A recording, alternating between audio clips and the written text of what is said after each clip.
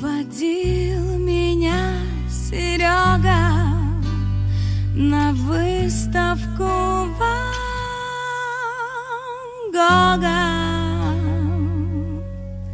Там было тёлок много и нервы как канат, но я не недотрога дала понять с порога. На выставке Ван Гога я главный экспонат.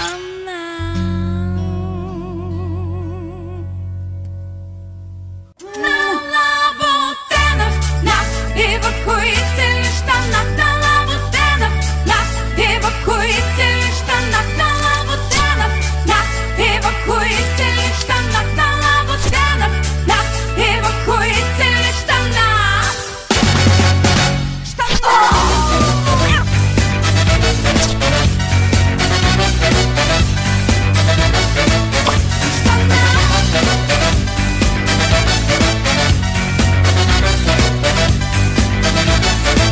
Мы с Генкой и Маринкой ходили в Маринку послушать чисто глинку, портрет туды-сюды. Там сразу без заминки портрет Маринки. Все поняли блондинки, я прямо без пизды. На лабутенах, на эвакуительных штанах, на лабутенах, на эвакуительных штанах, на лабутенах, на эвакуительных штанах, на лабутенах, на эвакуительных штанах.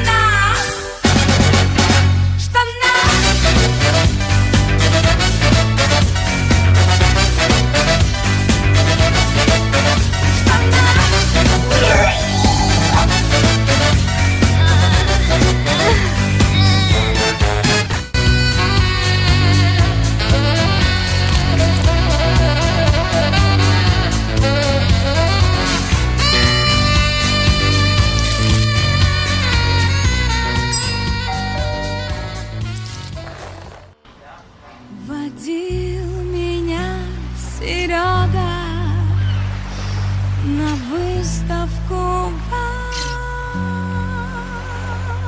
Гога. Там было тёлок много и нервы как канат, но я не недотрога дала